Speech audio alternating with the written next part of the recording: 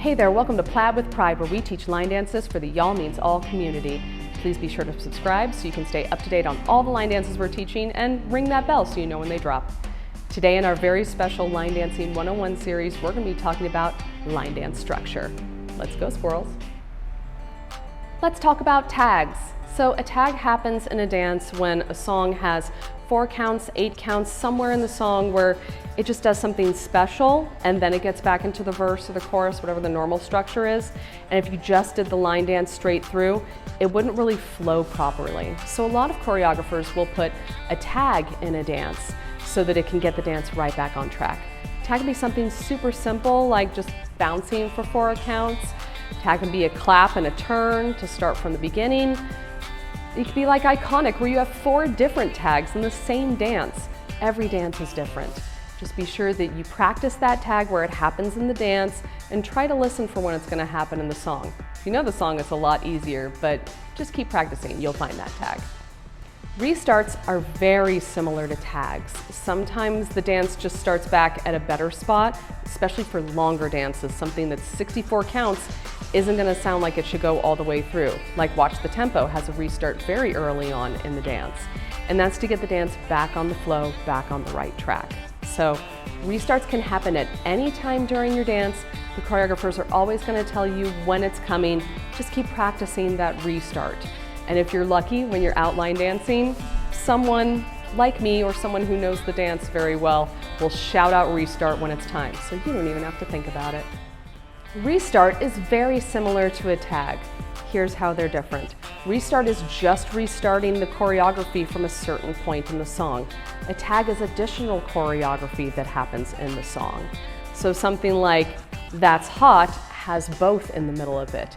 And the tag happens where it's additional choreography that you don't do anywhere in the dance, where you turn and suddenly go, That's Hot. That's different choreography, that's a tag. But in the middle of it, if right around 32 counts in a 64 count dance, the song starts back up again, that's where the restart is going to happen. And it happens in the middle of the chorus right after the tag on That's Hot. So keep an eye out for that one. What level is the dance? You're going to see this a lot on our videos where we put the level as beginner, beginner improver, intermediate, and advanced. These are sort of self-explanatory, that a beginner dance is going to be easier for you to do than an advanced one, but a beginner improver can sometimes confuse people. It's that midway point in between beginner and intermediate. Straight beginner dances are very easy to pick up for newcomers. But if you feel like you've been doing this for a little bit, try a beginner improver. It might have that little something extra to get you towards intermediate. And I always recommend trying that dance that you don't think that you can do. If it's advanced, if it's intermediate, whatever it is that you think is just a step too high, try it anyway. Just take it slow. Choreographer is the person who created the dance.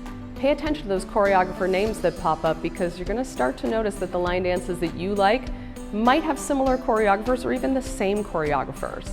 Everybody has their own flair. Some choreographers like to start on the left foot. Some choreographers like a really fun tag. Some of them like to add arms into the dance. Some of them like to have ballroom steps in there. You're going to figure out which flair works for you. So I know you know what a wall is, but what does that word mean in line dancing? You're going to hear us talk about it a lot, that each dance starts on a wall. Some dances are 2 wall, some dances are 4 wall. Some dances like Jumanji is 1 wall. Everything is different. You're also going to see people equate the wall to a clock, meaning this is your 12 o'clock wall, this is your 3 o'clock wall, the back one is the 6 o'clock wall, and that one is your 9 o'clock wall. Sometimes that helps, sometimes it doesn't, but keep an eye out on which wall you start on, which wall the restart is on, which wall a tag is on, and that's going to help you keep track of the dance. On all of our videos, you'll see how many counts are in the dance.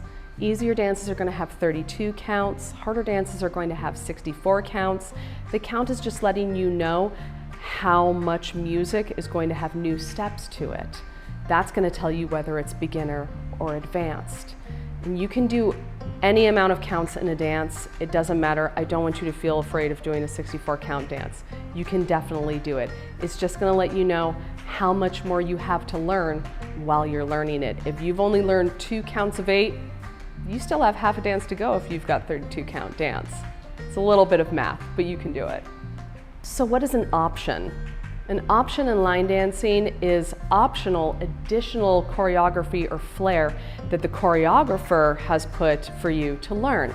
Something like blue jeans on, where an official option is now bend and snap. Or she's a natural, where during the chorus there's an option to do the step touches a little bit quicker than a little swaying step touch. Those are options that the choreographer approves of as official flair that you can add to the dance to make it a little more fun and exciting. Now, what are phrased dances? Phrased dances are mostly advanced dances. Phrased means something has an A section and a B section, sometimes also a C section if they're getting really fun with it. That just means that a dance flows in a way where it has different choreography for different parts of the song. Like, you can do a different chorus than the verses are, like Off the Chain. Songs like that have different sections so that you can really amp up the feeling of that chorus with different choreo than what the verse had.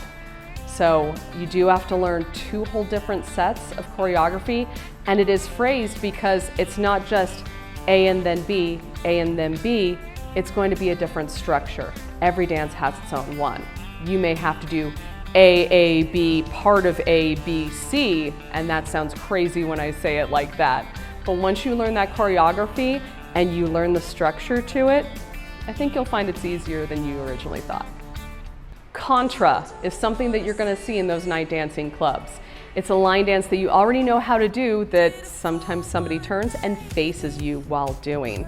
We do this a lot for Dizzy, but there are dances that are choreographed with Contra in them, like Bambalam, where you have to dance facing somebody else. It's a little bit more difficult because now they look like they're doing a different foot than you. It's not exactly a mirror image, so it can throw you off your game. But work with it a little bit, I think you'll be able to get Contra. Thanks so much for learning along with us. I hope this was helpful to you on your line dancing journey. If you have any questions, comments, or line dances you'd like us to teach next, please put those in the comment section below. And hey, let us know where you're line dancing from. Bye, squirrels.